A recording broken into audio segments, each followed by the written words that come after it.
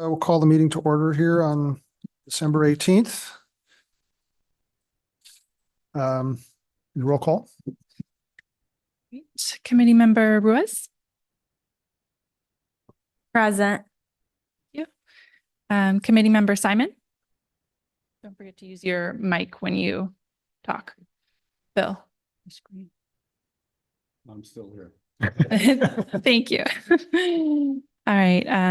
Committee member Sampath is not present, and neither is committee member Reed. Committee member Lang. Here. Thank you. Vice Chair Johnson is taking a leave of absence. So Chair Burtis. Present.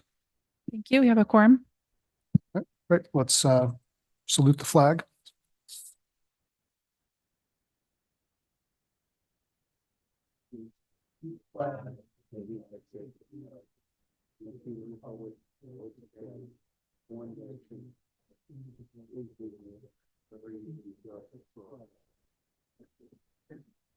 May it be so.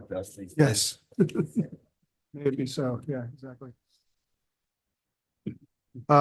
Great. Well, the first item of business is open time for public comment on non-agenda items. All right, so if we have anyone who'd like to comment on an item that is not on the agenda, if you're in person, you can come to the podium here, or if you're on Zoom, you can raise your hand.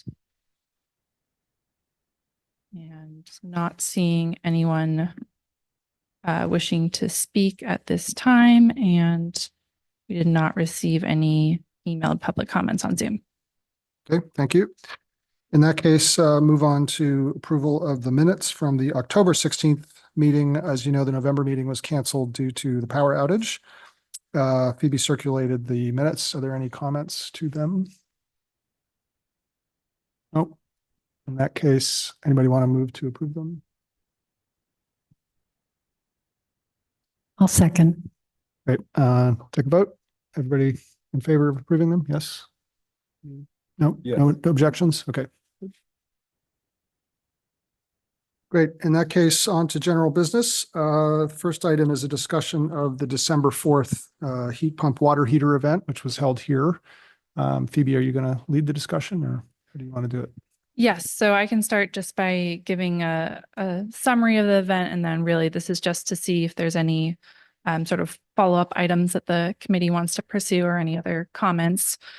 So the event was held on December 4th. We had 10 in-person attendees and about 20 on Zoom. And the recording has since been posted to YouTube and has had about 40 views. Oh, wow. So fairly good attendance, and the engagement was really great at the event. We had a lot of questions asked, and really want to appreciate Karen and Pat for all the work put into the event. And we had some great speakers as well, so really appreciate their time.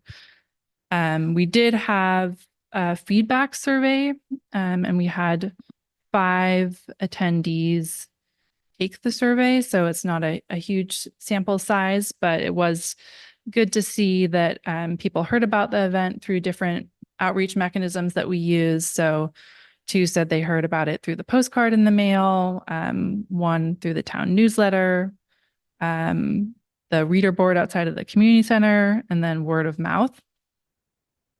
And most of the attendees who took the survey said they attended because they wanted to reduce their greenhouse gas emissions. Also interest in learning about rebates and tax credits. The 5 people who took the survey all thought the event was very useful, which is great to hear. Sounds like we had a couple issues with the mic when we were taking questions from Q&A. Might have gotten turned off at some point. And then we also asked what other topics they'd be interested in attending a future event on. The top one there was heat pump space heating and cooling. Also some interest in EVs and induction cooking. So that's the feedback we got. As I mentioned, the resources, the video has been posted on the website as well as the slides, shared that in the newsletter. So just wanted to see if there's other feedback or comments from committee members or any other sort of follow-up items that the committee would like to pursue. So Phoebe, so I gave you a list of draft of frequently asked questions that you requested, mainly from just questions that people had when we were there. And I think we had explanations for most of them, but maybe not as clear as we could have. Is that going to be posted, or do we need to focus on that to refine it? Yeah, I mean, up to the committee if you'd like to pursue sort of fleshing that out and posting it. It's definitely a resource we can put on the website. And I think you're right that most of the questions were addressed during the workshop, but I'm happy to review any document and get it posted. Okay, do you want to circulate it, or I don't know the procedure for that with the Brown Act, et cetera. Yeah, I can send it out and we could bring it back to a future meeting if that's Okay. of interest. I just saw the questions though. Right. Are there- I don't have all the facts for the answers. Okay. So somebody would have to, I mean, maybe watch the recording again. Quite a few of the questions were answered and They were things like, putting the heat pump water heater in a closet, like what circulation is needing, what venting is needing. I can't address the specifics of that.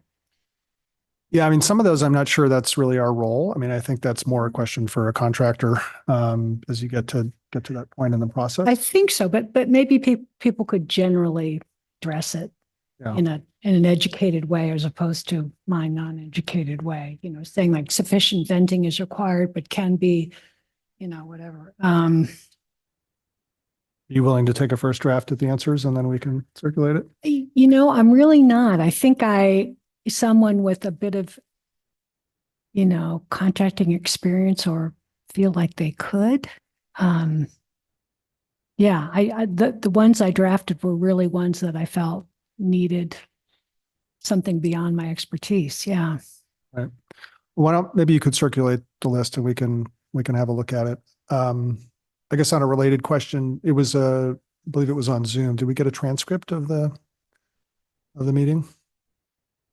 I can look into that. Okay, because I might be able to just cut and paste some of the answers that were provided by the experts in the room, of which we're not. So, Okay.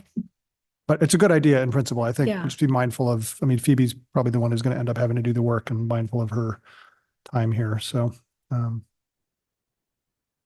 but it's a good idea in principle. Okay, but for instance, I don't think we specifically addressed the venting, other than that it could be done. And do we want to just say that? I mean, Yeah. Vented if it doesn't have products of combustion. Oh, can you turn your mic on?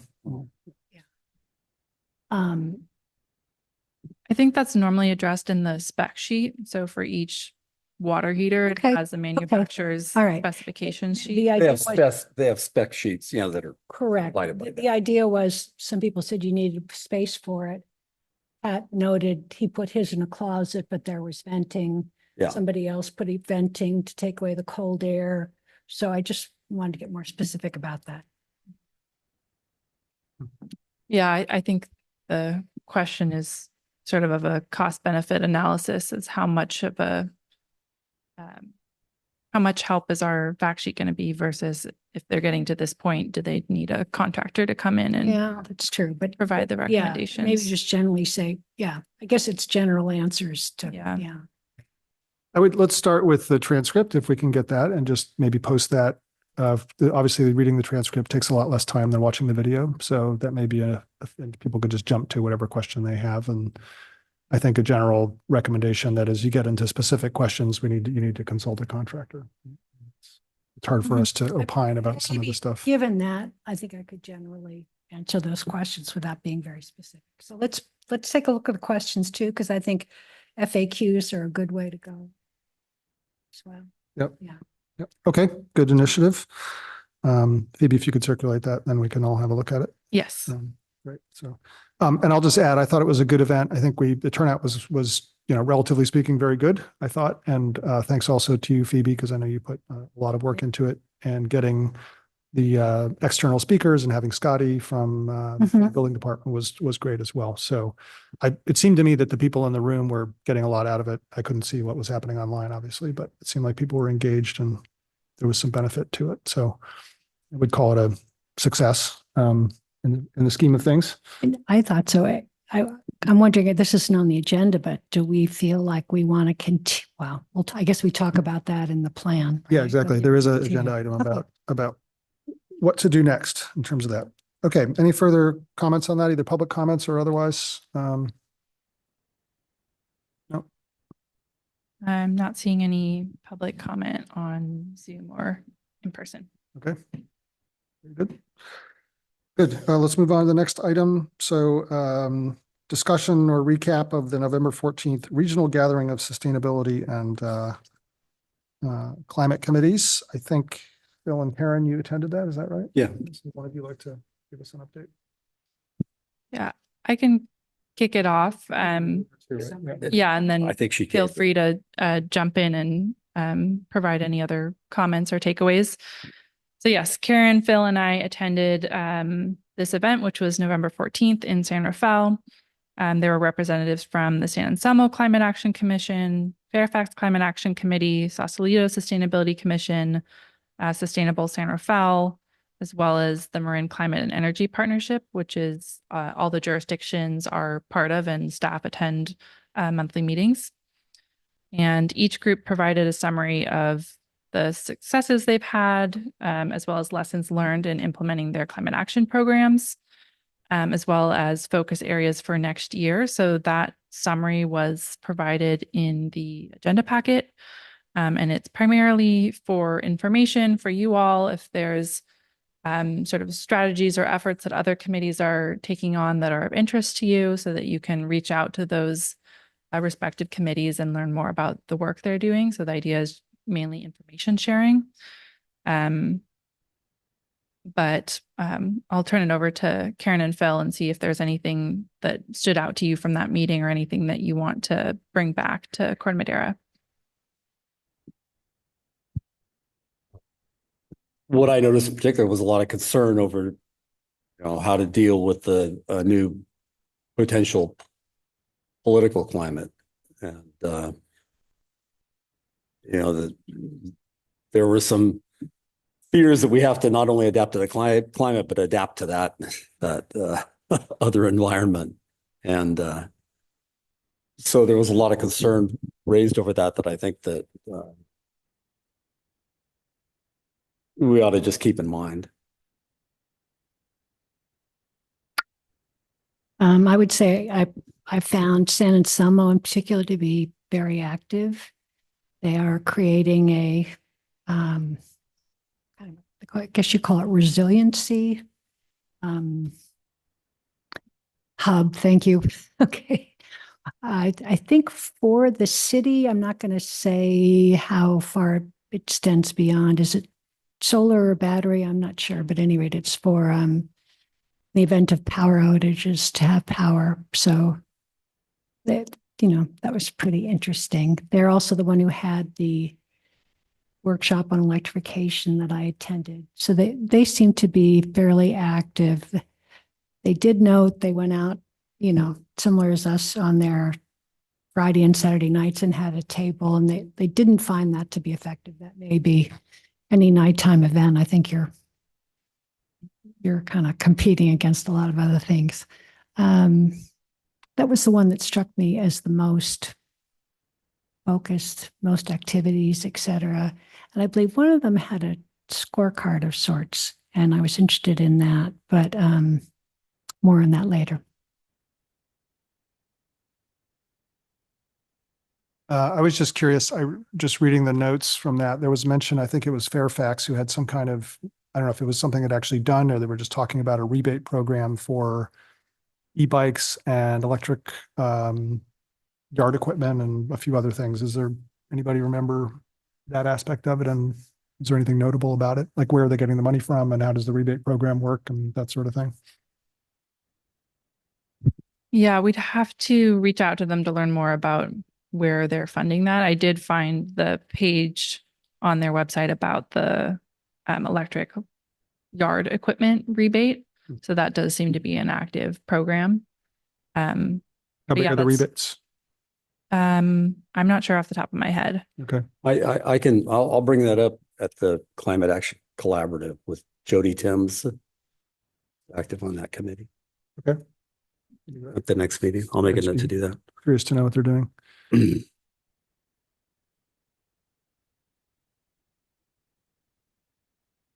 The one thing I'd say is that it's great to have a rebate, but I think it's the law now in Corte Madera that you have to have the electric leaf blowers. Leaf blowers specifically. Yeah, so, I mean, it's nice to cushion the blow, but I don't think it really has an impact.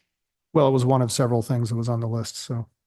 Yeah. There are e-bikes as well. Yeah. I mean, I know it's the law, but I can tell you for sure that there are guys working in my neighborhood who are definitely using two-stroke gasoline powered I agree. leaf blowers still, so. I agree. They probably don't live in Corte Madera, but. Yeah, well, no, I saw one in the park. So, I mean, Yeah. Yeah, that was great. Was it useful? I mean, overall, did you guys find it the multi-committee meeting? I found it useful just to see what everyone was doing. Again, some more active than others, different things. Nothing huge except San Anselmo, this resiliency hub. Interesting idea. Yeah. Good. Okay. Any comment? Any other comments on this from the committee? No? From the public? I don't see any hands raised on Zoom or in person public comments. Okay, in that case, we will move on to the main item on the agenda, which is the discussion of the 2025 Climate Action Work Plan. Phoebe, assume you'll be leading this discussion. Yes, let me just get my PowerPoint up.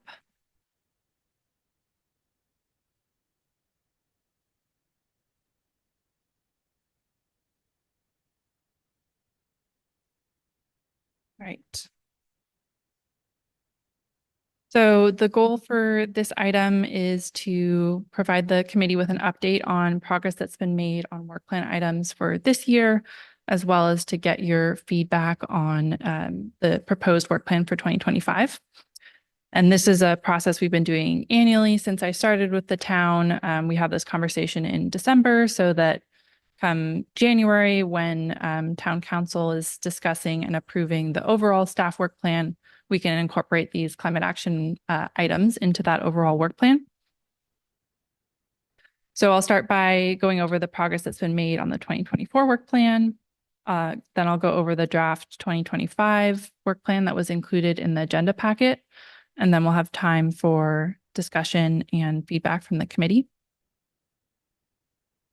And just to start with an overview of the 9 items that were on the 2024 Climate Action Work Plan, 3 of those items are complete, 5 are in progress or ongoing, and 1 has not yet been started.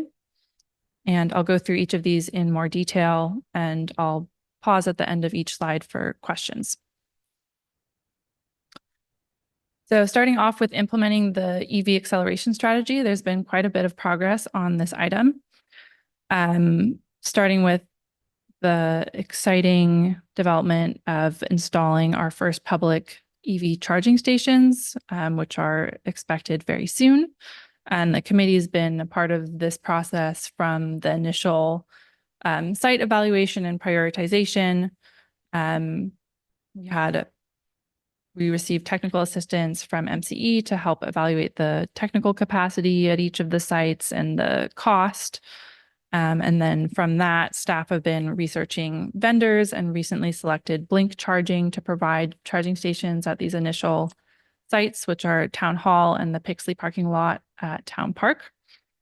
And at the December 3rd Town Council meeting, Council adopted EV charging user fees for these new stations. So I believe we're just waiting for the stations themselves to be delivered. There's already the sort of underground wiring work has already been completed. So once we receive those stations, they should be installed fairly quickly and ready to go, which is really exciting. Another big item off the EV acceleration strategy is making a plan to transition town fleet vehicles to electric. And staff successfully applied for technical assistance from MCE to develop a fleet electrification plan. And that process is expected to kick off in late spring of next year. And in the meantime, we're working to comply with CARB's Advanced Clean Fleet Regulation, which includes reporting requirements and purchasing at least 50% of medium and heavy duty vehicles to be electric in each calendar year. So for this year, the EV purchases that are planned are 2 Ford F-150 Lightnings, one for Public Works and the other for Parks and Rec. And those are the first EVs for both of those departments. So that's really exciting.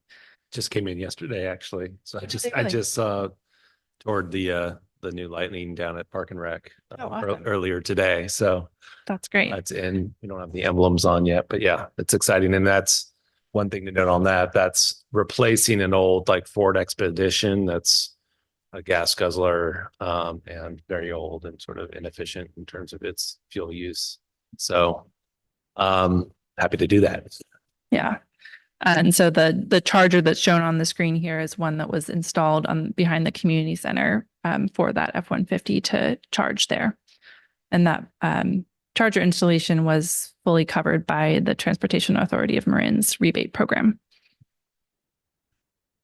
Another big item on the EV front goes along with the next item is the EV reach codes that were adopted by council in July.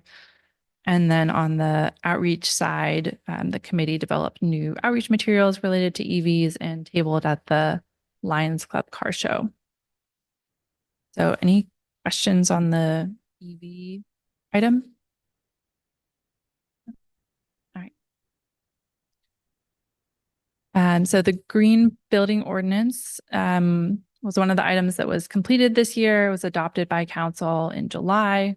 The EV component went into effect in August, and then the energy saving requirements for single family renovations, 750 square feet or greater, went into effect in October following approval by the CEC. And staff have been conducting outreach and developing implementation materials, making sure that the building community is aware of these requirements. And my understanding from the building team is that implementation seems to be going well. Contractors are becoming familiar with these requirements. And that's great news as we look to the new code cycle next year. How many projects have qualified so far this year? We haven't done a count yet, Okay. But we've implemented that question in our permitting system so that it will be trackable. And I want to give a shout out here to Phoebe as well. Just not only obviously there was a long process to get the ordinances passed, but on the back end, there's also training of staff and our plans examiners, our permit techs to sort of basically understand the ordinance itself and then implement that and be able to communicate to our customers about what the new requirements are and comment on the submissions that we received. So Phoebe had a lot to do with that. And it's almost just as important as sort of the upfront piece is making sure that we're able to communicate what the rules are and doing so consistently as we receive more applications. So great for Phoebe on that side too. Thank you. Great. Excellent. What's been the general reception from the household owning public who've been trying to do projects? Any feedback yet from the planning or building department? I haven't heard any specific feedback. No.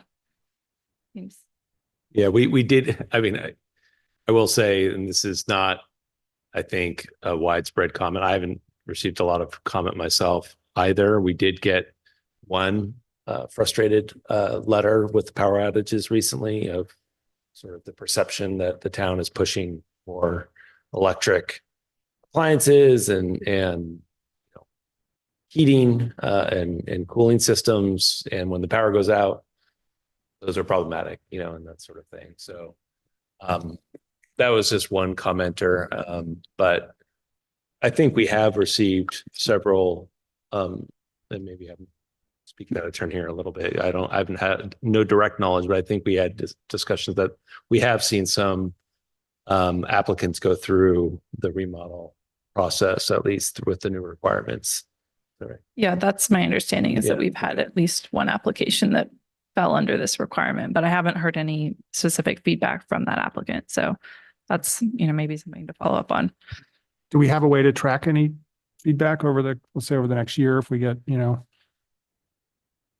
maybe 10, I don't know how many, I think we estimated it was 30 a year or something that would qualify for this? Yeah, I can check in with Yeah. our permitting team about that. It'd just be useful to know what's working and what's causing friction. I think it would also be useful to know, there's a percentage of the square feet compliance, right? Is that correct? This is a square footage threshold. Right. In addition to those that fall into it, I mentioned to those that fall just right below it. In other words, they did it to avoid it, so what's happening there too. I mean, I want you to track endlessly, but I'd be interested, to see if people are trying to skirt it. Like how many 749-foot Yeah. renovations there are, yeah. Especially. Yeah. Yeah, What? those are definitely numbers that we'll be coming back with the next reach. Yeah. Great. That was a big project, so well done. All right, so an ongoing item here, community outreach. The committee, as we've discussed, has piloted some new outreach methods this year with the mailers, the heat pump water heater event. Also continued its tradition of tabling at the Earth Day at the Village event, 4th of July, and the Lions Club car show. And then another ongoing outreach method has been the Corte Madera Chronicles. Since Martin stepped off the committee, that's been a little bit more staff driven, and a lot of that content, climate related content in the newsletter, is now coming from Marin Climate and Energy Partnership, which has been really great and easy for staff to take materials from our partner organizations like Zero Waste Marin and Resilient Neighborhoods and just pop that in the newsletter. And we will have the next item on the agenda is specifically focused on community outreach and brainstorming where the committee wants to go with that next year.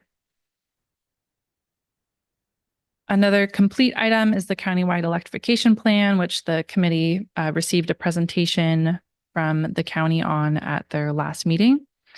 And as mentioned, staff and Vice Chair Johnson participated in the development of the electrification plan and providing feedback throughout that process. That's now been adopted by the Board of Supervisors. And we will likely be bringing this to council for their consideration early next year. And the draft work plan, which we'll get into, identifies near-term actions recommended by the countywide plan that we can advance here in Corte Madera. And we'll talk more about what those items are when we get there.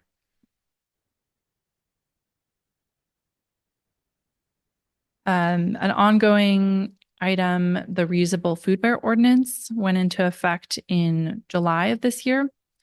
And the implementation so far is really focused on educating and supporting businesses with complying with the ordinance. So we've developed a website, flyers, contact email address, mailed notices to all impacted businesses, and also established a reimbursement grant program to help offset some of the costs of compliance. And this is something that isn't continue on to the work plan next year because we hope we've sort of sorted out the bulk of implementation this year, but it is something that is ongoing. So that's why it's listed there like that. And the only item that was not started this year was the environmentally preferable purchasing policy. And the goal there is to both incorporate state regulations that impact our purchasing and sort of standardize and formalize those, and just help minimize the environmental impact of town purchases overall. So this is something you'll see continued on to the 2025 work plan.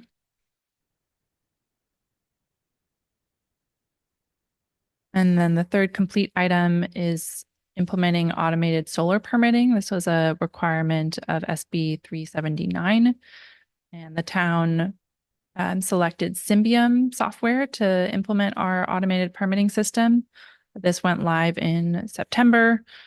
So it's now up on our website, and contractors can apply through that process and have an instant plan check and receive their permit for residential solar and energy storage systems.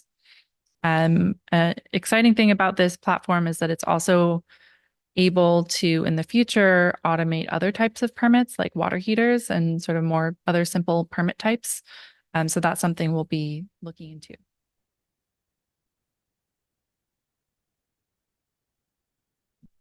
The fee schedule update is still in progress. We have a contractor who's actively working on this, and is, as part of this process, they're reviewing all of the planning, building, and public works fees. And as part of that, looking at ways to incentivize energy efficiency and electrification improvements through the fee schedule. It's expected to be completed in the spring, and there'll be community outreach and public hearings as part of that process.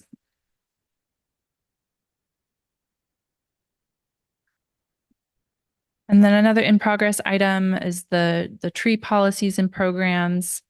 The progress this year has focused on developing or revising the recommended street tree list, which was last updated in 1966.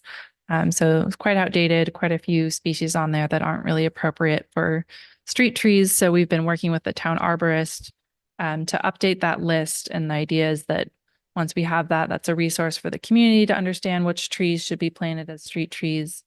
And the hope is to incorporate it into existing programs like the Beautification Committee Street Tree Program, as well as the town's sidewalk pilot program, which helps homeowners repair the sidewalk outside of their homes. Also includes tree management as part of that.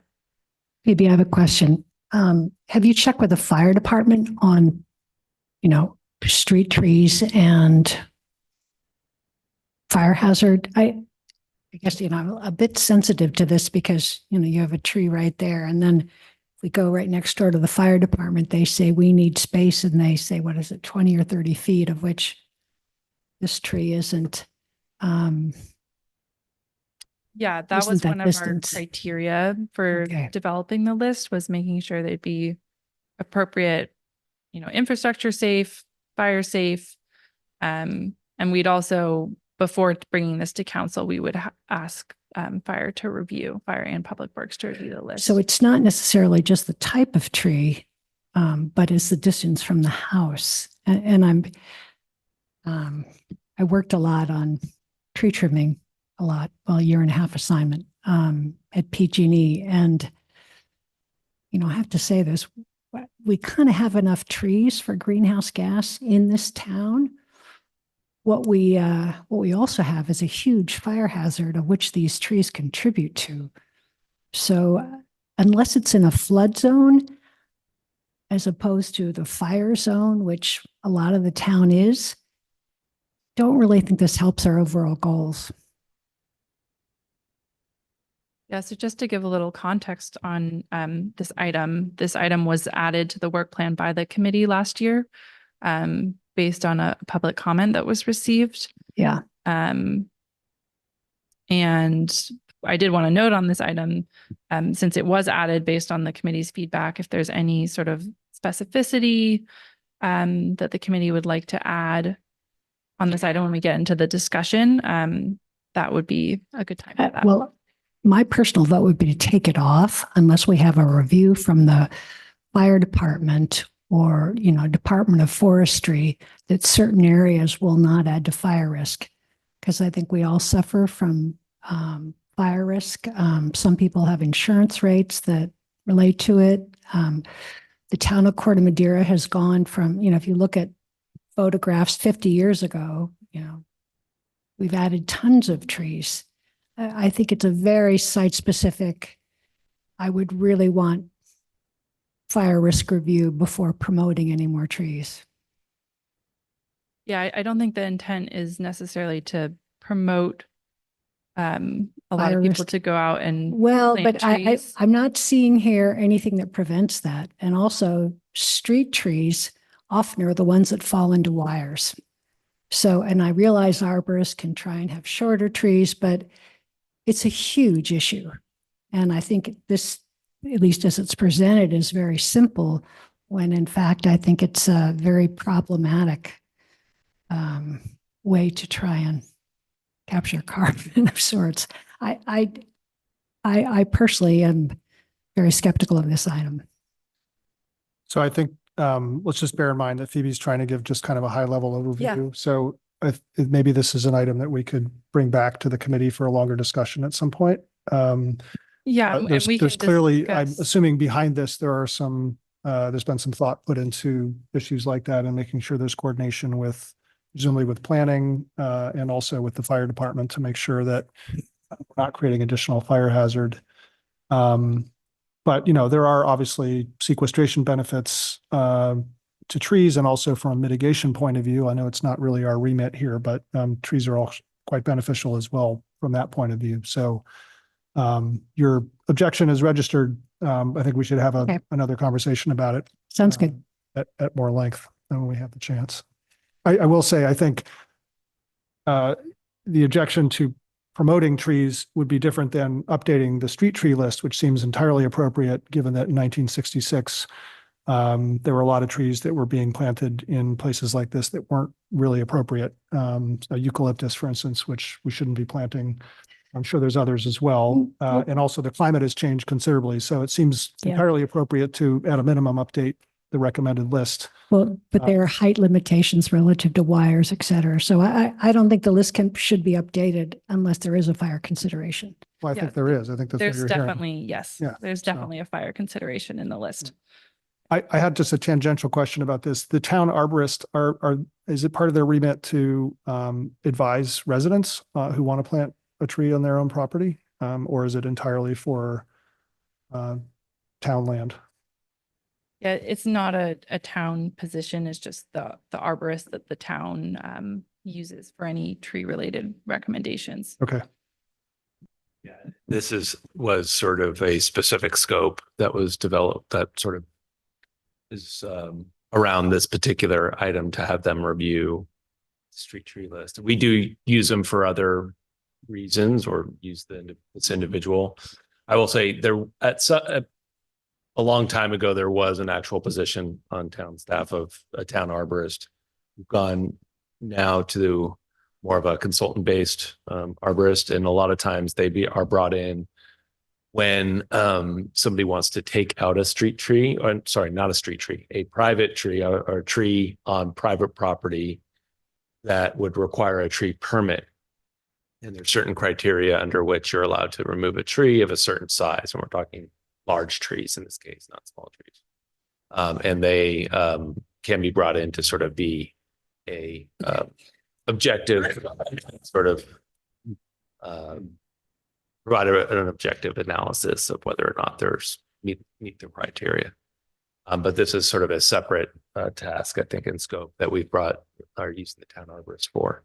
And just on the sidewalk pilot program, just a note on that. One, I would say the vast majority of our sidewalks in town are in the flood plains because they were developed as subdivisions in the 50s and 60s. A lot of our hillside neighborhoods don't have actual sidewalks. Secondly, one of the things specifically that we're working on around that is right now the town will, on the sidewalk pilot program, give funds to match the homeowner for basically the repair of the sidewalk itself that may be uprooted by trees and the removal of the tree. And the only thing we've really changed there as a policy is some of that money will be tied to the replacement of the tree as well. So you're not creating an incentive to just remove the tree and have nothing left. And so there may be, I mean, I think it's a worthwhile discussion to have, but I have a tree that was obtained, quote, a street tree on the sidewalk from my neighbor that's maybe 10 feet, maybe less from my essentially redwood garage that is a fire hazard.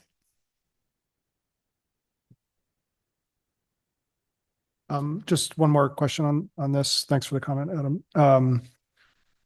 Is this in any way going to be integrated with building and planning for residential? Because at least at the time that we did a remodel 6 or 7 years ago, we had to take out a tree to put in a small addition, and there was a requirement that we plant 2 more trees as a result. But there was no guidance given about what kind of tree to plant. So it would be, I think, useful to have a look at that and say, can we try to integrate those requirements Yes. with what the arborist is recommending for the rest of the town, for the town land? Yes, I'm working with planning Okay. on this project, so they're very aware of the Great. trees that are being recommended. And I assume, again, keep saying this, but distance from wires and distance from houses. Thanks. Any other comments on this one? So let's have this as a future agenda item. We'll come back to that. We can dig into this in more detail.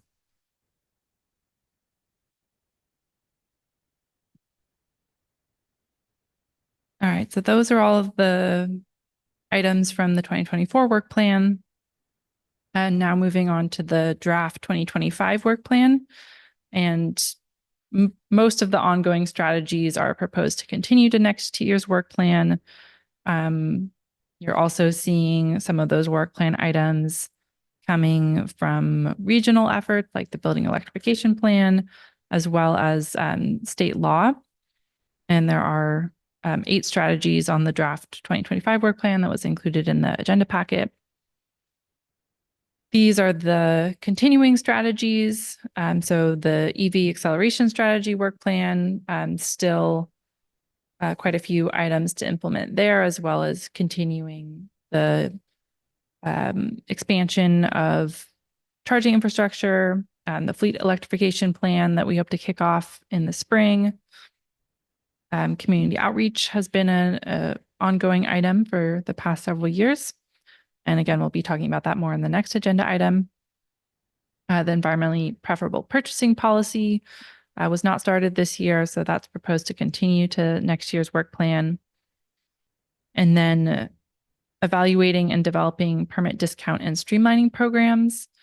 This is both continuing and new because the permit discount is part of the fee study that's ongoing and should be wrapped up early next year.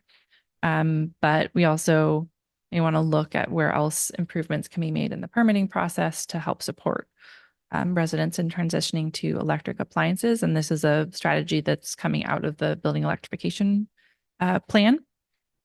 And then the tree strategy as discussed, and I'm happy to discuss that item more.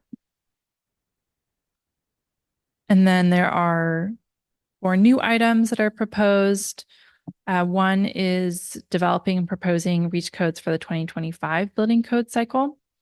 So even though we just adopted a REACH code, we were doing that adoption what's called mid-cycle. The state building codes are updated every 3 years, and they'll be updated again at the end of 2025. And we need to adopt our modifications to those codes by the end of 2025 in order for them to go into effect with the state code changes in January of 2026. So there's already a process starting at the countywide level to have a discussion about what REACH codes for next year might look like. I'm participating on that process and will be keeping the committee updated on those meetings and how that's developing and opportunities for input. Do you want questions now, or are you going to go through these in further detail? I'm happy to take your questions. Okay. On the REACH codes, what do you expect that's new and different from what we've got since we just went through the process? I'm just curious what else is in the works. Yeah, I don't expect too many changes from what my understanding as the renovation codes. They should be able to remain pretty much the same as what we adopted this year. The question, I think, is if we pursue any new strategies for new construction. The state building code, the baseline for 2025 is expected to require heat pump, space heating and water heating for all new buildings, which is, as you know, the majority of gas use and emissions from homes. So that's a big step forward. There are, as following the Berkeley decision, there are a few approaches that other cities have piloted to encourage full home electrification. Of course, it can't be required following the Berkeley decision, but there are some strategies to incentivize that. So that's something I think we'll be looking at through that process. Other than that, that's what I have on my radar right now. Okay. I think I would just reiterate that given we've got a year basically to figure this out, right? That putting in place a way to track feedback from both homeowners who are doing renovations and also staff in terms of what they're observing are, potential friction points or areas for improvement would be useful data to feed into this process over the course of the year. Yeah, definitely. Good thought. All right. The second item here is one that was requested by the committee to be added, which is looking at any changes that might be needed in our zoning ordinance to reduce barriers to installing heat pumps. So that's an effort that will be in partnership with the community development and our planning team. We already talked about the permit discount and streamlining programs, hope to move that forward next year. And then item that's been added since the last agenda packet was posted for the meeting that we canceled is a new state law, SB 1053,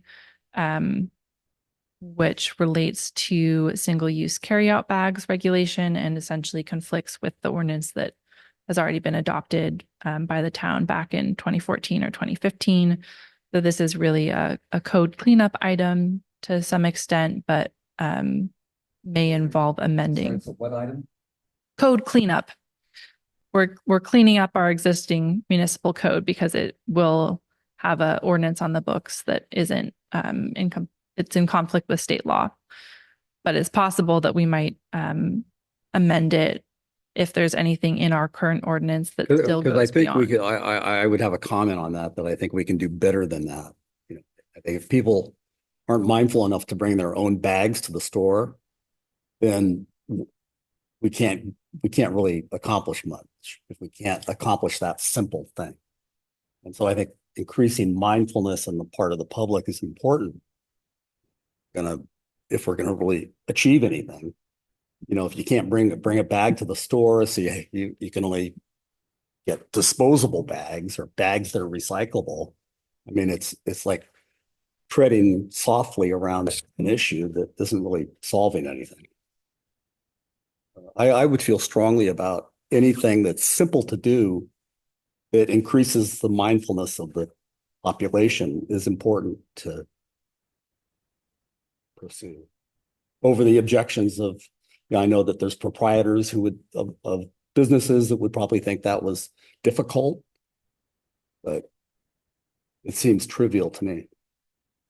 Yes, we can discuss this further when we get to discussion. Just to clarify, the state law that was passed is removing the loophole that allows reusable plastic bags at checkouts. So they'll only be allowed to provide recycled content paper bags for a fee.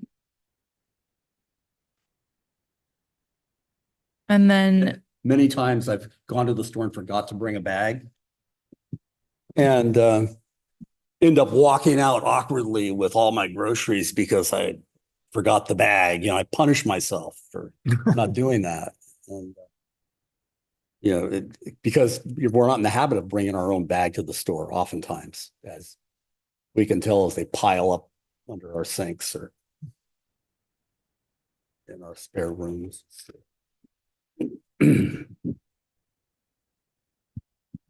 So in addition to those main work plan items, I just wanted to highlight some ongoing staff responsibilities that are climate related. So these include participating in regional climate efforts like the MCEP group, staffing the committee, of course, tracking funding available for climate projects and applying as appropriate, monitoring state and federal sustainability related requirements like SB 1383, advising the town on best practices in municipal operations, and then supporting the implementation of adopted climate ordinances like the REACH codes and the reusable food bar ordinance. Those are sort of ongoing efforts even after the ordinance is adopted. And then I put this in parentheses because it's not a climate action item, so it's not, something that the committee engages in, but just to bring up on your radar that staff do also work on that adaptation side. And the big item here, both this year and anticipated for next year, is the Marina Village flood berm effort. So these are all items that require staff time and attention outside of the main work plan items. So you're busy. So the agenda item here is to ask for the committee's feedback on the draft 2025 work plan. So this is, does this work plan align with the committee's priorities for next year? And I'll bring up the work plan in a minute. It has a column that identifies the committee's role in each item. So do you agree with that description?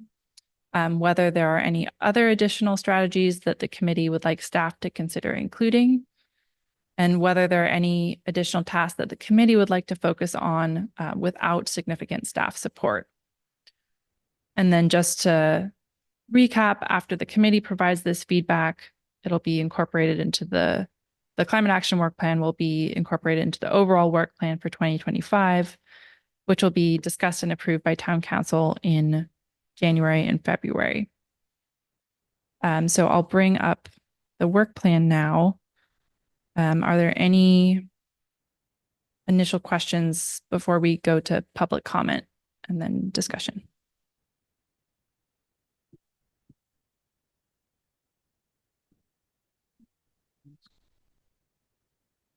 I think it's a good, seems consistent with, what we were working on and a couple of new things to tackle, but it seems like a good continuation. I don't know if you want to discuss this now. One question that came up was whether we should expand the scope at all of the committee's activities and look at greenhouse gas emissions driven by consumption rather than activity, which is primarily what we're concerned with here.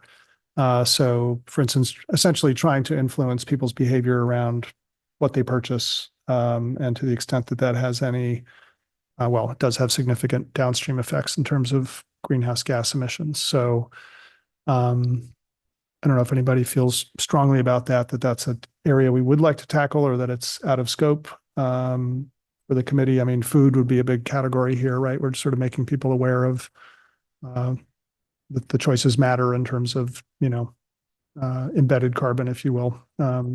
Those. Yeah, I have a And question because when I read the scope of the committee, it was to reduce Corte Madera greenhouse gas emissions to zero. So we're effectively, if we were to stick to that, consumption, isn't, why would we care? Because that's pretty much everything is produced outside of Corte Madera. When in fact we do influence the carbon footprint and therefore climate change. So, to your point, I personally would love to expand the committee's scope to include making people aware of their total carbon footprint, as well as reducing Corte Maderas to zero. And just before we get too far into discussion, we should check for public comment first. So if anyone's on Zoom, you can raise your hand to speak, or anyone in person can come up to the mic. Yeah. Just make sure to turn it on before you speak, please. The little button on the top.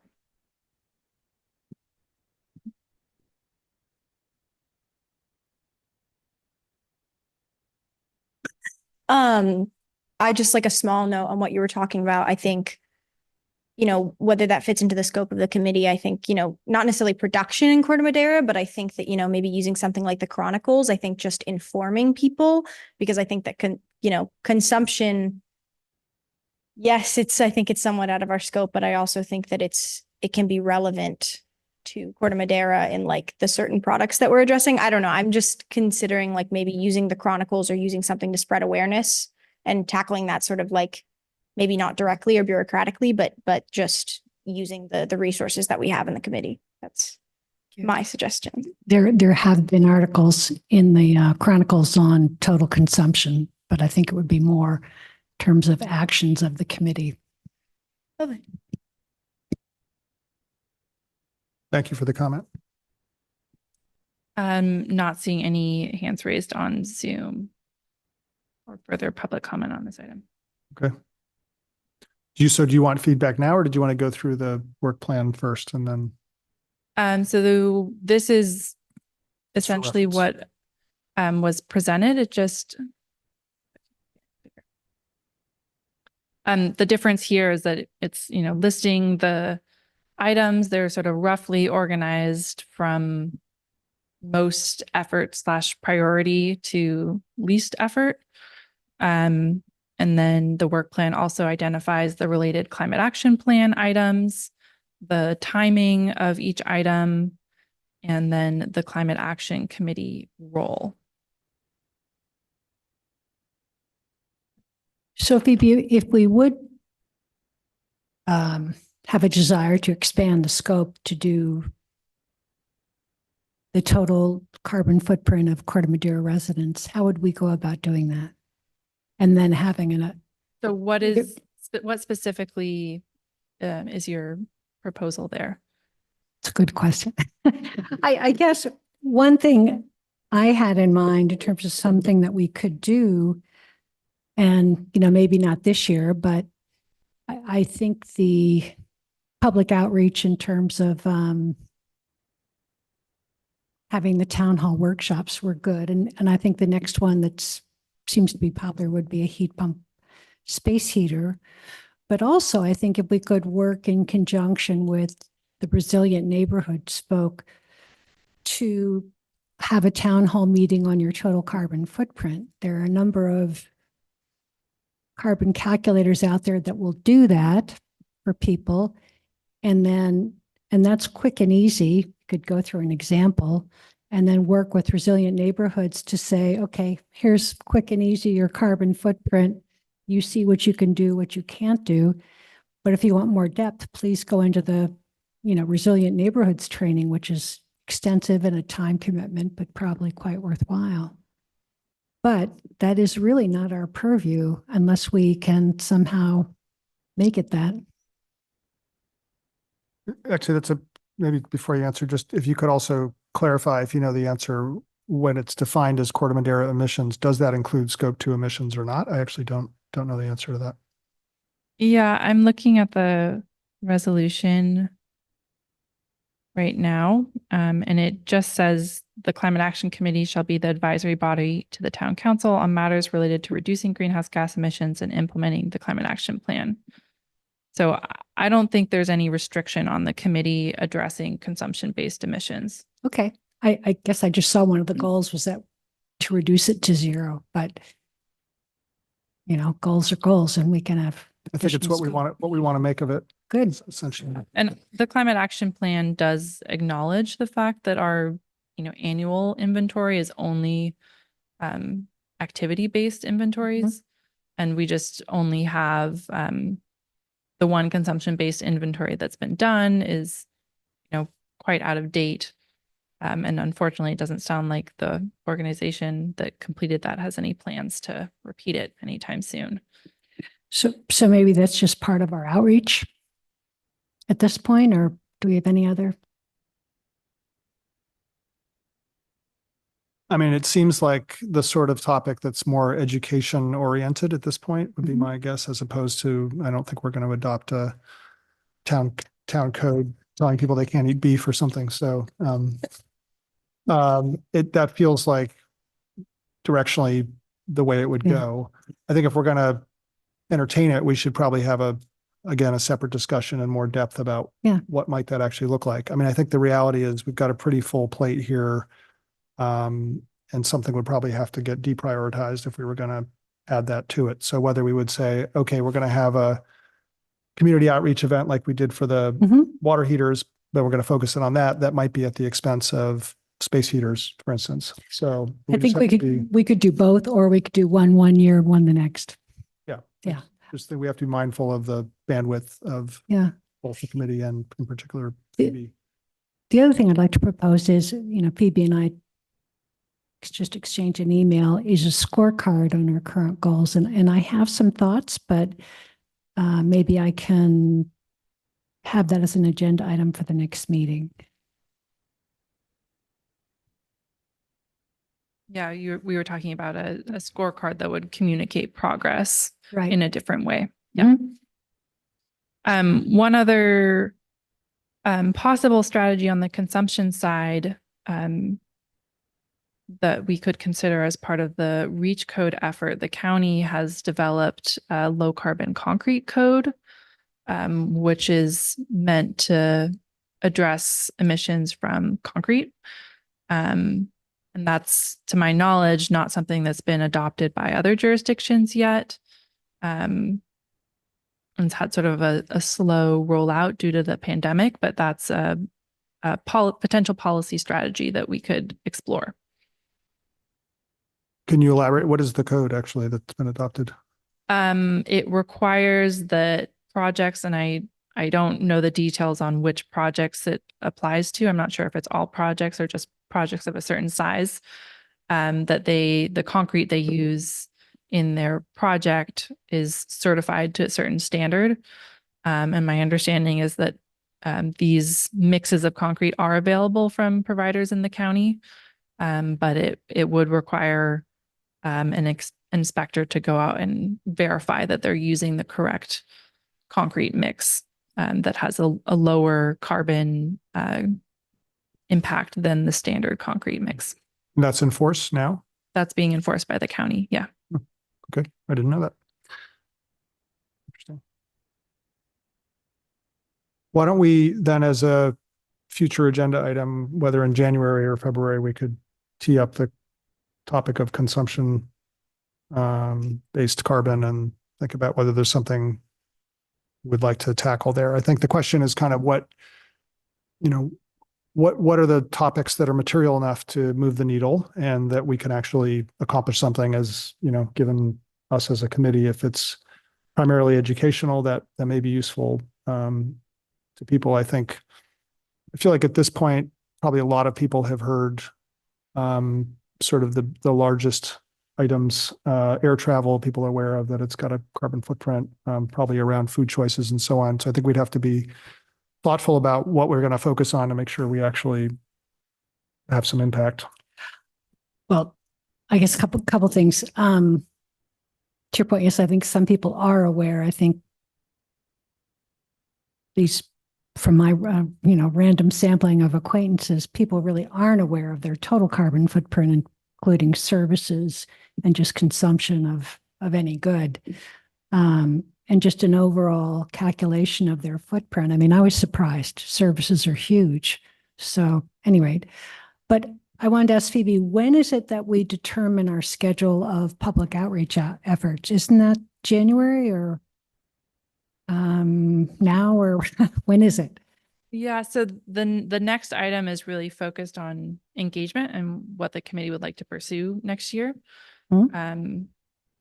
So it's really up to the committee which sort of events that you'd like to pursue next So year. Anyway, and so we So would let's- discuss that now. No, let's finish. Make sure we're, Okay. any comments on the 2025 action plan? No. Oh. No. Okay. Sorry. So I do understand like the comment around the trees and like that. I know that we're gonna like talk about that another meeting, but I just wanted to clarify, is that item like promoting more trees or is it just updating the list of what can be planted?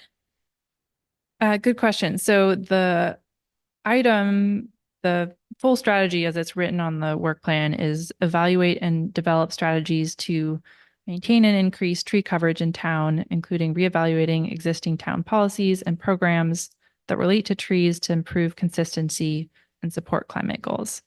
So our climate action plan does include goals around trees and tree planting. The action that's been taken on this strategy this year is related to updating the recommended street tree list. And would be great to get more feedback from the committee about where you're interested in seeing the item go in the future. So far, as Adam mentioned, there's been a change to the sidewalk pilot program so that instead of in the past, trees were being removed through that program and they weren't being replanted because there weren't any funds being provided for replanting. And the beautification committee had paused their program that they had to provide street trees.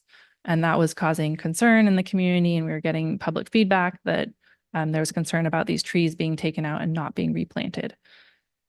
So that's why there was the change made to the sidewalk pilot program, that if a homeowner uses town funds to remove a tree, they're required to replace that tree. Yeah, I would just add, I think it would be helpful for the committee at this time to sort of, if there is a caveat to how that we move forward with the tree, updating sort of and looking into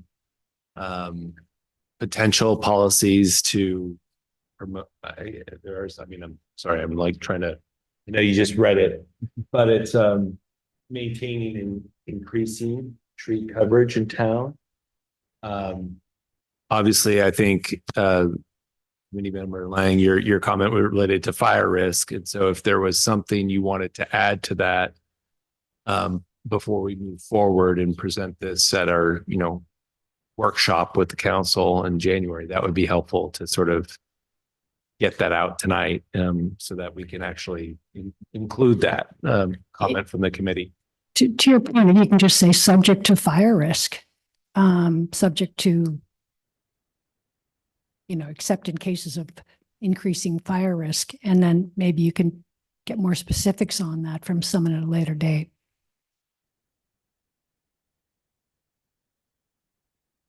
Yeah, I think some context, and I have read the climate action plan, but it's been a while, around what is sort of deemed to be the target, if I can say that, in terms of tree coverage in the town, and how was that arrived at? Or was it just, let's just plant as many trees as we can because they suck up carbon, and they provide shade, and there's lots of other ecosystem benefits from tree cover.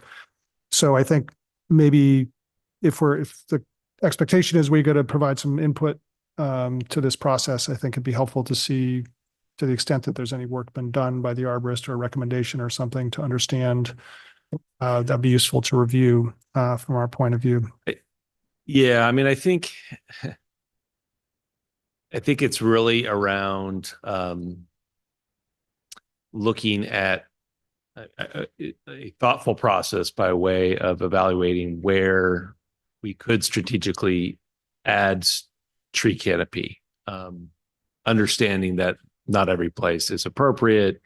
There's different soil types, but there may be locations in our parks and other locations that may be appropriate. And then the action we've taken so far is just removing any sort of incentives that there might be to remove trees unnecessarily. And I'll just leave it at that. And there's a lot of gray area in the words I'm using, because what is unnecessary and so on. But I think that's essentially where we left it. And so, the idea, we're not even to the point of like even assessing. I think we're starting the assessment at least in our public property of what exists, what condition are the trees in, maintenance records, things like that. As you know, for example, several large trees were removed at Town Park. The expectation is those are going to get replanted with more appropriate, species of trees that would go there.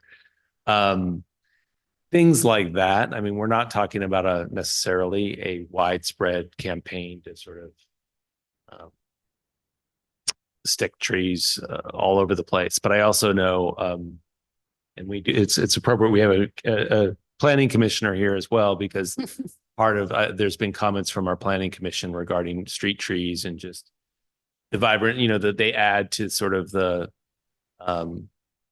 an overall aesthetic of the town and a beautification of the town, and obviously it has these other environmental benefits as well. So I think it's good to get comments, because I think it seems on the surface maybe like a sort of an easy policy to sort of pursue, but it can get very complicated and complex pretty quickly. So we're dealing with a very low level right at this point of assessing and slowly doing some analysis on what's there, where might there be opportunity in appropriate locations. And then of course we have to bring in various different stakeholders to that conversation, including our fire chief. And Yeah, fire chief. And I guess the other thing I'd add is, seems obvious, but your electricity wires. I mean, a lot of our outages happened this weekend because trees falling into wires. And I can speak from, again, working in that field, that homeowners aren't really incentivized. They start to plant a tree. It looks pretty. It's a nice tree. And all of a sudden, my gosh, it grows. Oh, hey, it's 4 feet from the wire. It's fine. Or it's 6 feet from the wire. Well, you get, these 50-mile-an-hour winds, and there goes the wire, or there starts a fire, so it's that as well. And homeowners typically are not cognizant of that. Yep. No, it's good discussion. I think we should, it'd be helpful to get a deeper dive. So when is it that the town council is looking for feedback on this item? well, typically we're trying to set the staff work plan for 2025 as a whole through a strategic planning workshop with the council that happens. It's going to happen January 23rd this year. Okay. And then in February, it will come before the council for acceptance or adoption. So we try to kick it off. Things change during the course of the year. For example, we just presented on this last night at the town council. We started last year with 72 items or like that, and it ballooned to 90 by the end of the year, so it's not a static document. Things can change. But I do think just even having this conversation, being able to bring more context to the discussion is helpful, just because it says to me like there's more work to do. And so, yeah, if the Climate Action Committee wants to have a discussion during the course of the year, we're not going to go gangbusters into a new policy of like purchasing a bunch of trees to sort of, make that the top priority, put it that way. Yep. It sounds like there's more engagement discussion that's needed around. Yeah, I mean, it's an issue that cuts across a bunch of issues, of which climate is just one, right? So we have water use, you have invasive species, you have habitat for birds and whatnot. So at a minimum, it seems like this should be on the list for this year as a topic. There's clearly a need. I can imagine what the species recommendation was in 1966. It probably looks very different than how you would do it today. So that seems very timely. So, yeah, And we can qualifications. we can Complicated, but it is. we can probably opine somewhat, and maybe we need to do a little research on, are there benchmarks in terms of appropriate coverage for a climate like this? If you're trying to, from a CO2 perspective, what's a reasonable amount to expect? But there's obviously irrigation's there's other considerations which we're not going to have an informed opinion on. I think the way I view it is, to your point, it's probably staff taking in this information from the different stakeholder groups that we're hearing from, and then trying to come up with potential strategy around, tree planting or just trees in general, and then bringing it back to the various different stakeholders for common input to try to shape something that ultimately sort of addresses as much, finds that sweet spot where we're meeting as many of the different criteria and interests that different committees and groups. Yeah, so PG&E used to have, again, I've been retired for a while, within their vegetation management, a campaign with right tree, right place. And they would specify the types of trees and where to plant them. I don't know if that's still around, but you could look at that. Just one more thing, and then we have to abandon this topic. But tree trimming, again, 6 years ago, was the largest expense item on the electric side of PG&E. So, we're worried about our bills. It's a huge part of it, trees near wires.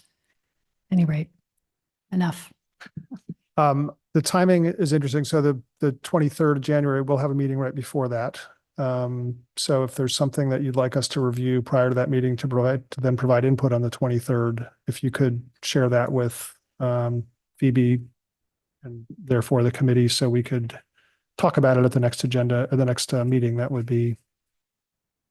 Yeah, probably I don't best. know that there'll be anything else before the strategic planning session. The goal tonight is really to get that feedback on the work plan so that we can then incorporate it into the overall work plan.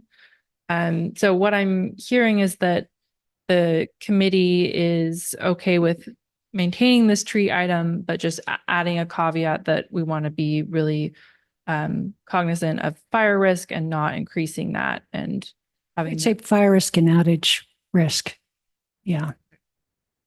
Well, okay. I would, if we're going to caveat it, I would say, and other issues, including fire and, water consumption and, Yeah. there's a whole bunch of other factors that are relevant here besides just fire and outages. Okay. I think we've beaten that one to death. Any other comments? Yeah, any other comments from the committee on this work plan? Not at the moment. I think you need to, keep us informed if this is feeling like too much to handle, and we need further prioritization of it, then raise your hand. Does the current prioritization as it's sort of listed in order here seem appropriate? We have the EV acceleration strategy, then the reach codes, community outreach, which is highlighted green here to signify that it's been a sort of committee-led item. Reducing barriers to installing heat pumps, environmentally preferable purchasing policy, permit discount and streamlining programs, trees, and carry out bag law. Yeah, I mean, generally feels right to me. I think the question mark I have is around the purchasing policy, because I don't have a sense of what the scope is of that. If we're talking about, buying recycled paper for the town hall, that's one thing. If it's much more expansive than that, then this could turn into a huge piece of work. So I guess Yeah, if it's the full supply chain, could be with. Yeah. Yeah, the recycled paper requirement is already in effect. that was an example, but anyway. Yes. Yes, we don't have a determined scope there yet.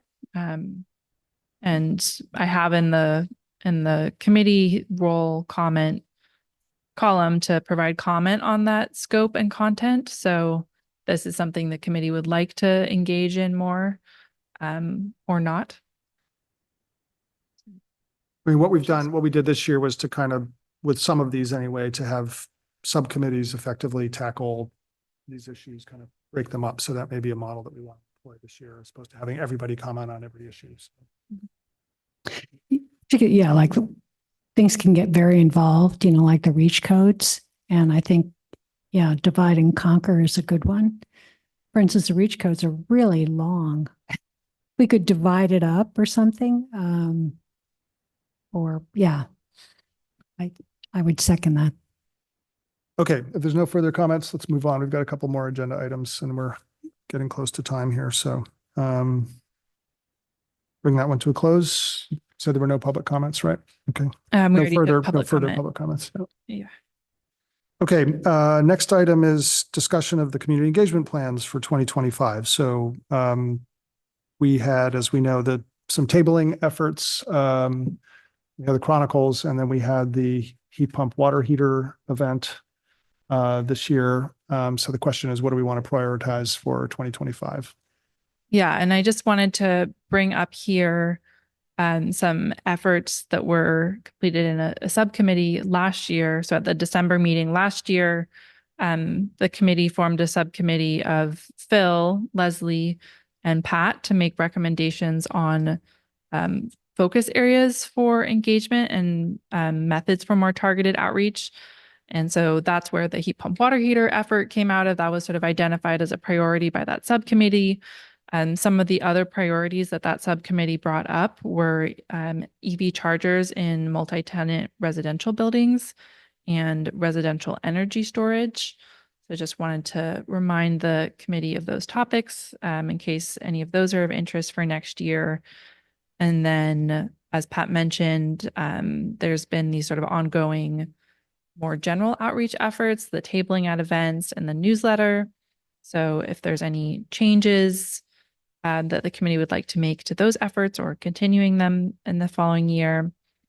And then also wanted to note that the town has been approached by Ride and Drive Clean, which is an organization that does EV outreach regarding sponsoring a standalone EV show in Corte Madera next year. And the cost for that would be $10,000. Some other communities have done this as sort of a joint effort with two communities. So just wanted to bring that up as a potential opportunity. Phoebe, is that, I mean, Phoebe, is that EV, is it just for vehicles or is it vehicles and chargers? I'm not sure whether they have charging infrastructure at the events. I believe it's EVs and e-bikes. What is the show? And So they typically have booths with information about EVs and e-bikes, and then they have volunteers come who have EVs to bring their vehicles and talk about their experience. So in the past, we haven't done this because we've had the Lions Club EV and classic car show. Yeah.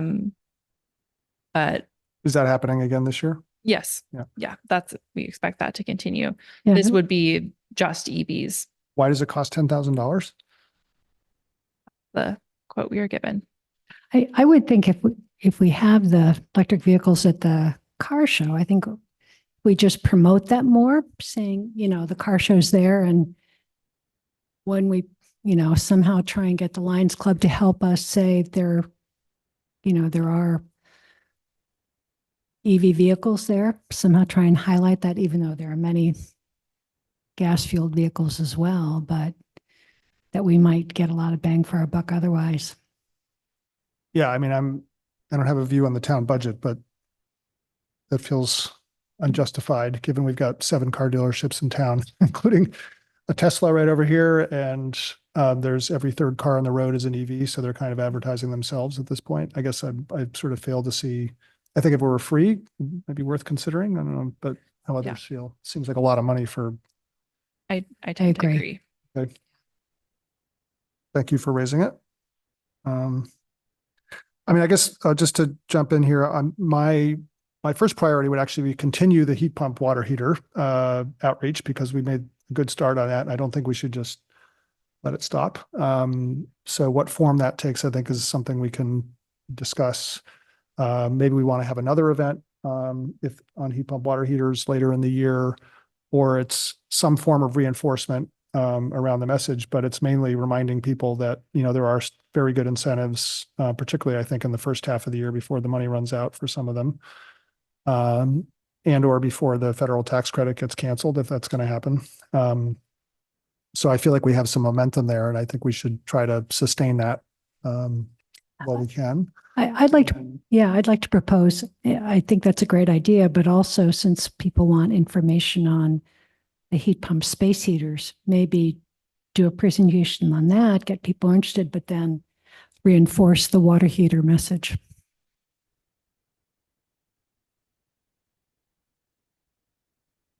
Comments? Yes, I agree.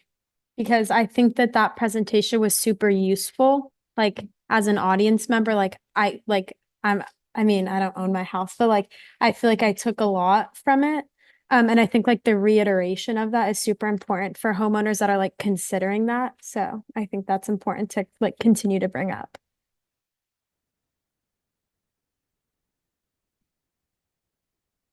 What, yeah. what new information would you present?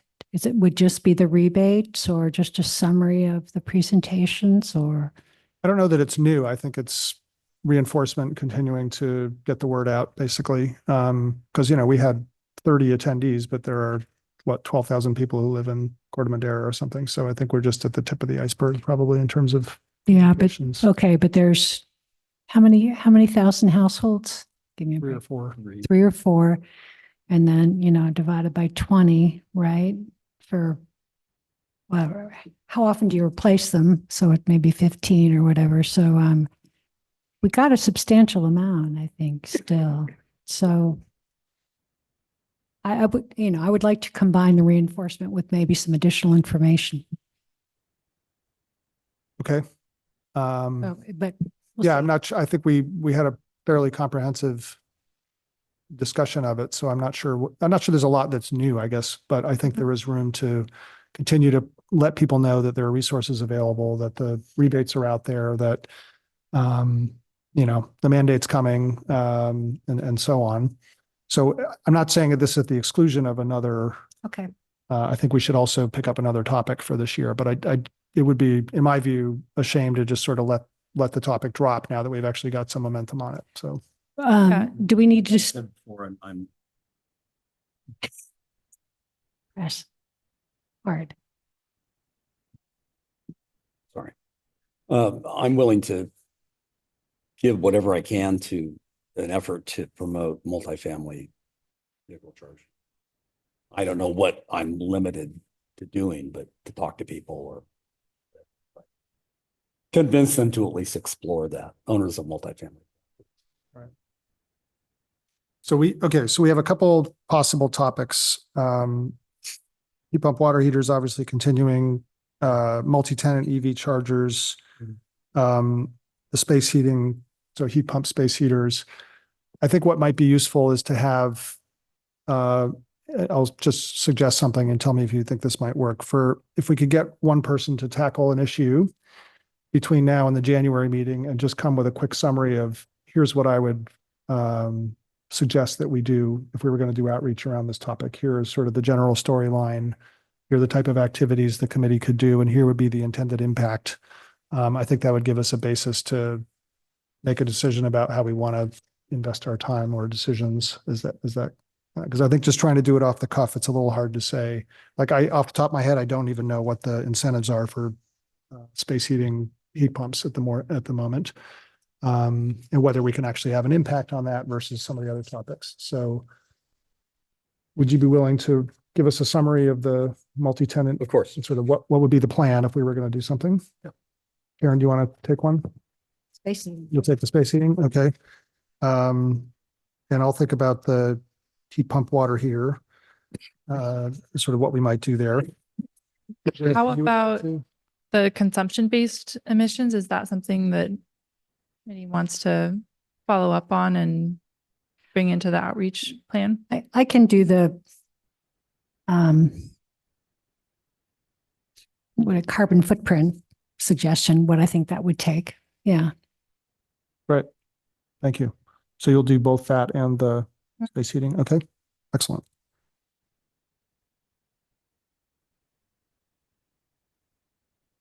So we'll plan that as an agenda item for January. Okay. Any other discussion on this topic? The public comment or? Don't see any hands raised or in-person public comment. Just to check in on the general outreach, the tabling in particular, we don't have to, the committee doesn't have to decide this tonight, but are there any gut feelings on whether the committee would like to continue with the, for example, the Village at the Earth Day at the Village, 4th of July, Lions Club car show? So 3. Since I didn't attend those, what did people feel was the most worthwhile, or were they all? Did it really present an idea for community interaction? I think they're all similar, really. Okay. I've done the car show a couple times. I think that's the only one I've done. I'm not totally convinced how useful they are, honestly, in terms of actual interaction, but I kind of feel like we ought to be there just to show people that we exist. It's kind of my, because I think a lot of people in town don't know that this committee exists and what we do. You certainly don't get a significant response that would hold up in any marketing research project, but it's still, like you said, it's the face of the community, and it has a trickle down effect. That's great. The car show, though, well, I think that's maybe the most relevant because, we have I guess now the charger information, but that's many towns. It's not just Corte Madera, right? It's a much bigger audience. Who Yeah, attends that's- it? Yes. Yeah. So I don't know. I'm indifferent. Well, one thing we could do is, restrict hours. Maybe we don't need to be there the whole time, just the most populated times. Yeah. Unfortunately for the car show, you're there for the whole event. They don't allow. Well, that's okay. That's anything one, earlier. but the others maybe. So it would be less of an effort. Yeah, I mean, I would say most of the effort is involved in gathering the Setting up. materials, Mm. getting there, setting up. From my perspective, I'd say we get the most engagement with the community at the 4th of July. There's a lot of people there, a lot of people stopping by. The Earth Day event this year was very little engagement. My sense is that people aren't really going to the village to go to the Earth Day event. They're going to the village to shop. So we didn't get a lot of people stopping by our table, definitely compared to 4th of July. So maybe we're saying the car show and 4th of July are events we want to be at, and maybe we let go of the other one and focus more on town hall events. Yeah, I mean, we can revisit as we get closer to and see if there's people who are interested in going Yeah. to that event. But It's all down to who wants to volunteer for them, I think. yeah. Okay, well, let's tackle them on a as they come basis. Okay, Phoebe, did you get what you need out of that discussion? Yep. Then it sounds like we'll be bringing many of this discussion back to the next meeting. So Yep. that's great. Okay, on to the next item then, Student Ambassador Program. So would you like to make a comment? Okay. Based upon, the last check-in that I had with Dave a couple months ago, what we talked about, I think, was mostly my role being outreach based. I think, these past few months, I've been trying to communicate with students at my school about their awareness of locally what's happening and what climate initiatives are being taken locally. And I think, there's not a lot of knowledge circulating, I think, amongst young people when it comes to what's happening locally. And so I think, the best thing that I've come up with, I think, to sort of aid that is the events that we're holding. I think encouraging participation and attendance, and finding ways to make that, which we've talked about many times, about making that engaging to people my age. And, I think that information isn't organically accessible to high schoolers, but I think, as they begin driving and entering the workforce and, learning how to file their own tax, learning how to become adults, I think that information is important. And I think that people my age will find it important. I think it's just maybe utilizing those events as places to reach out to them and provide that information in a digestible way, which, yeah, that's what I checked in with Dave about, but that's the statement I have. Is there, from your point of view, is there anything the committee can do to support you in that. We don't have any visibility to how that works or whether you're, getting people's attention or not. Is there anything we can do to help? Yeah, I think the only like thing that I would say, like opening up a question is like if there are ways that anybody thinks ways that people my age can participate in events. I know that, they're not necessarily committee members, so they can't run the events, but if there are more interactive ways that people can participate as opposed to just being given information or being given a resource, being given a piece of paper, I think finding something engaging that, yeah, besides that, I don't know. And by events, you mean like the heat pump event or the tabling things Yes, that Phoebe was yes. talking about? Okay. You can be like greeters is what you're saying. Yeah, you could, I think it's something where it's there were like little sparks of it. Like I went to the Earth Day event at the village. And, there was like decorating reusable bags. I think something maybe different to reach people my age. I think that was, that reached a younger audience, but I think finding something that's interactive and that that people can take away from it besides just the information they're given. And is it an environmental or specific climate committee at Redwood or committee or Yeah, there's interest group or, right? Yeah, there's a couple groups. I am a president of Environmental Action Club, which sort of has worked for a long time on initiatives on campus. Like I think, don't know when, but the Environmental Action Club is responsible for getting recycling bins accessible on campus in classrooms. So it's taking, initiatives like that and also spreading awareness. So yeah. And how many people are involved in that? I mean, a weekly attendance, I think we have maybe like 8 people, but there are people who participate in events and there are people that we reach out to. And we also we hope to at least more actively work with Botany Club at my school next semester, which has their own bed in our school's sustainable garden. And so working, on campus beautification and really getting out there and doing more field work as opposed to just what we've been doing this semester, which has been a lot of raising awareness, having tabling events where we talk about sustainability. So, yeah. Right. Would it be interesting to any of those organizations if somebody from the committee were to come and talk at one of those events? I think so. Yeah, that was something I was going to suggest. Yeah, I think that'd be great. Okay, why don't maybe we can take that offline as something to investigate. I'm just trying to get the info because get the information flow working better between the schools and the committee. Yes. So anything like that, or vice versa, to hear what the Environmental Action Club is working on could also be interesting for folks here. Great.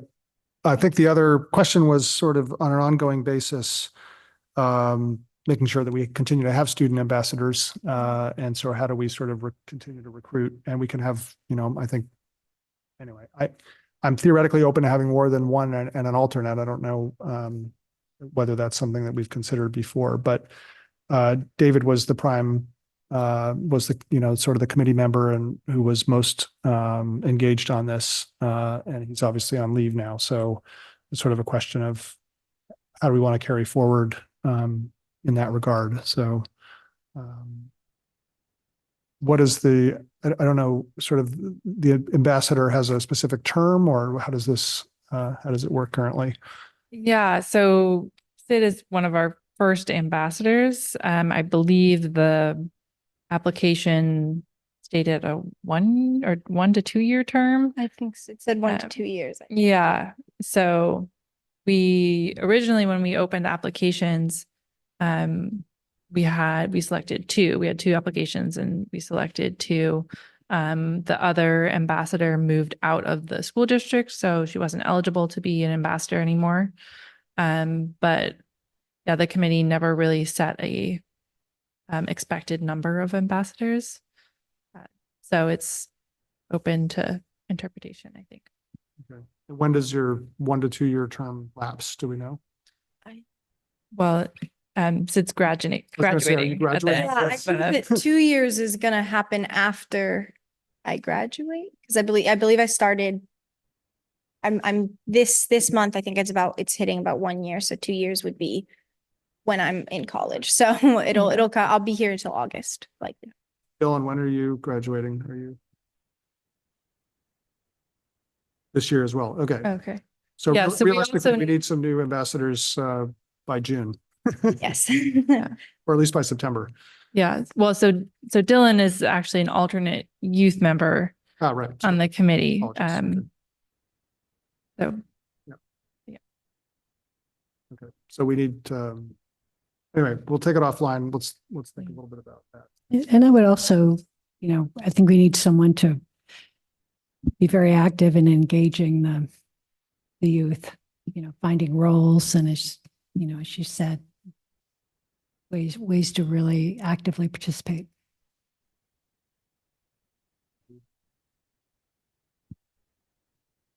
Okay. In that case, let's move on. Updates and reports. Firstly, from staff. We haven't Yes. covered. just a couple updates, just so everyone's aware.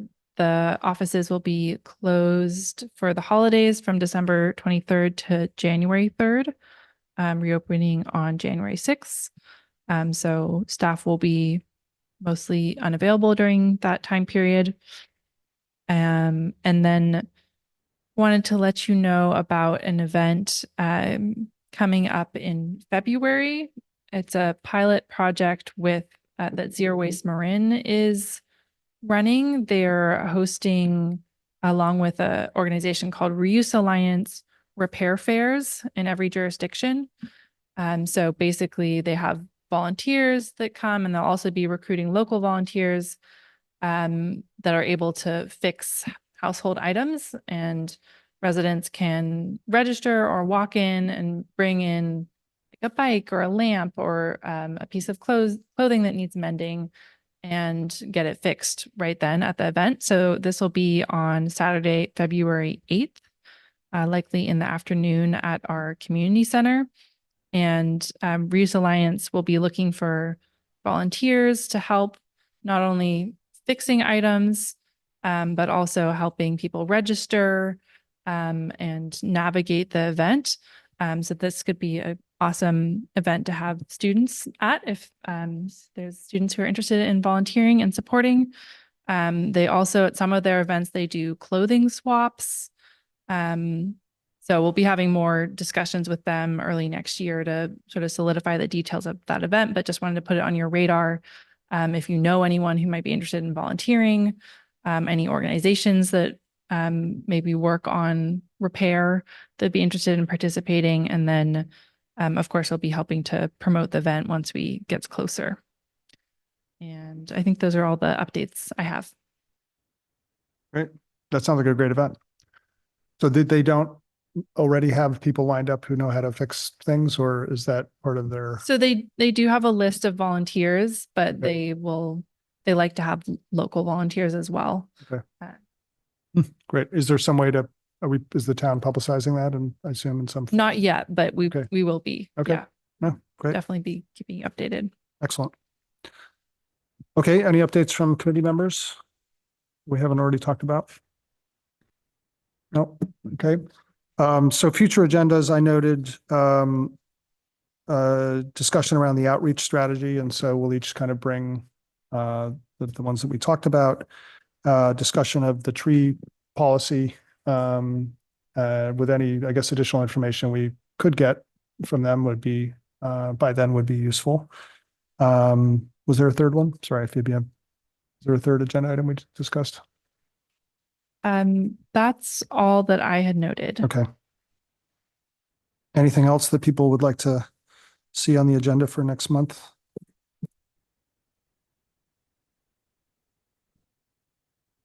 Nope. Actually, I have one thing to add. Sorry, I almost forgot about this. In Dave's absence, do we need another vice chair?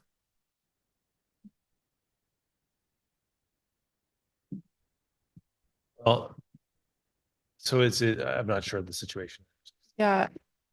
I'm also not sure. I Okay. did mention he might be back in the new year, so Okay, that'd be great. Yeah, don't know I think procedurally. it depends on the situation, but we come back with more information. For Yeah. the next meeting. if I were to miss a meeting hypothetically and he wasn't here, can we just, somebody else can just be nominated as the chair? There's no, yeah, that's fine. Okay. I'm not planning to, but just,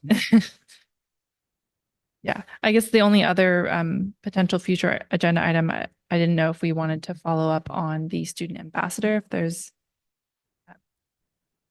additional discussion there. yes. And the objective there will be to identify somebody who's willing to, or is able to take on recruiting of a new student ambassador. Is that the? I think recruiting and guiding. Okay. Sounds good. Okay, well, if there's no further business, I'm looking around, not seeing anything, then meeting's adjourned. Thank you. Happy holidays, everybody.